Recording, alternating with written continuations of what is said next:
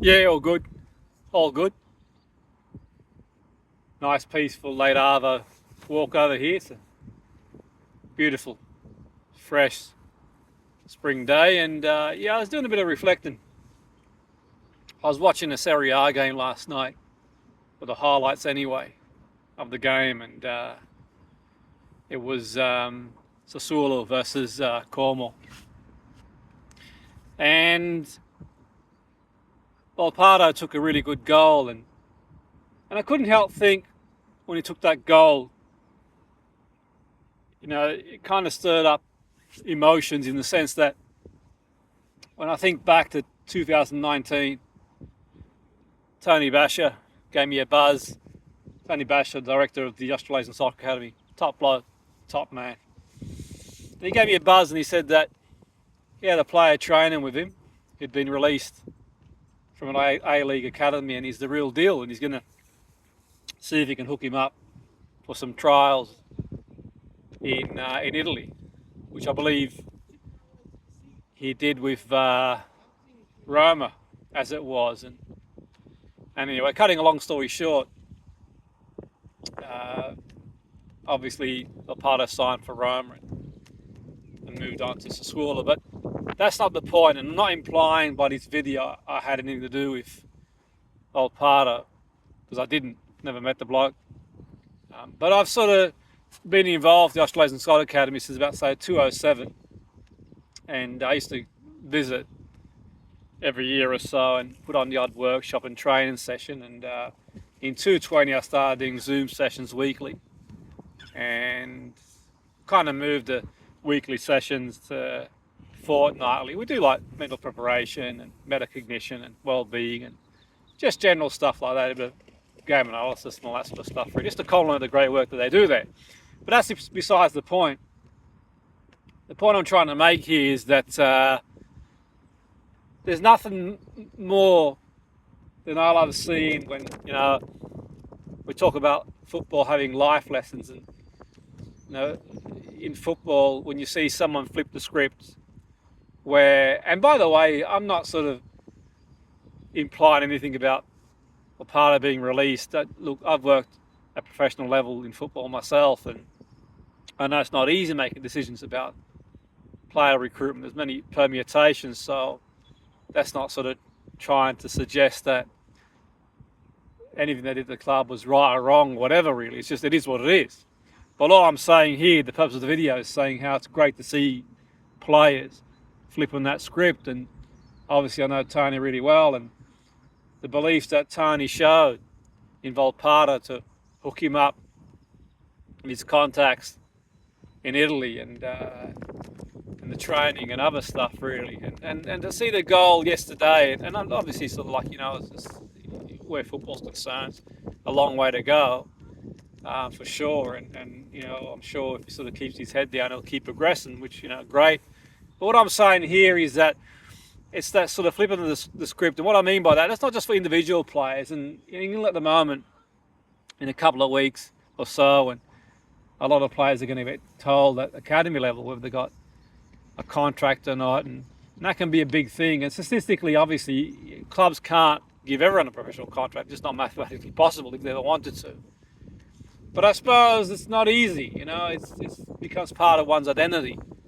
And I know clubs these days offer a lot more support than they did back in the day, or at least from what I can see they do. The conversations I have with colleagues who still work in the game in whatever capacity full time. But the point being here is that it doesn't just apply to, football. It could be individually or as a team perspective, but also in life, where, you show up differently to what people expect. That could be, rejection could be tough. You get rejected professionally, job, you don't get the job, or take someone else in a relationship, they choose someone else, and so on and so forth. These sort of things can have a big impact on people's lives, and I think that, and I'm not here to make suggestions, give anyone advice, so to speak. I'm just sort of reflecting on various experiences and this sort of like experience, and I think that, for me, it's about sort of going back to the drawing board, so to speak, and just thinking things through, you know, and that sort of applies even in football when you go on a run of defeats and all of a sudden there's a stigma about playing here as a team. And I mean, years ago when I was working with Barry Youth as a performance coach, their fitness coach, and we went for a run of about say 8 losses or so, couldn't get a win anyway. And it's almost like written in the stars. And then people start thinking, oh, okay, no, youth team football is not just about wins, it's about developing players, but still, obviously, you know, winning has an impact. And it's almost like you turn up and other teams are expecting to sort of like, you know, get a result in the narrative. And we ended up breaking that cycle. Chris Casper was the head of youth then and would end up being the manager at Barry and in 2005, and I'd end up sort of joining him in a performance coaching capacity to help keep the first team up. You know, in the youth team, we ended up sort of winning this league we're in with other sort of teams, and we sort of broke that cycle of losses. You don't let those losses define you. So we broke the cycle of losses and sort of redefine the situation. You know, people expect you to turn up a certain way, but then you've got other ideas that apply to a lot of areas of life, whatever that might be. You know, people expect you, and it kind of throws them off course when they see obviously you've gone away and you've learned certain lessons and you come back stronger. You know, a big influence on my life when I used to do kickboxing, around about the 93 it would have been. I was doing some kickboxing just for off-season fitness for football to begin with. And it was the Mundine gym, and there was a Thai boxer there. You know, a couple of guys from Thailand were coaches there. And me and a mate of mine called Jason that I knew from school, we'd go up there to Everleigh Street in Sydney and you know, once a week or so, and do Thai boxing. And it was a big life lesson. It wasn't just about learning to do Thai boxing. It was about sort of learning a lesson in life about how to turn up differently to certain situations, to build that sort of strength in character. A huge lesson.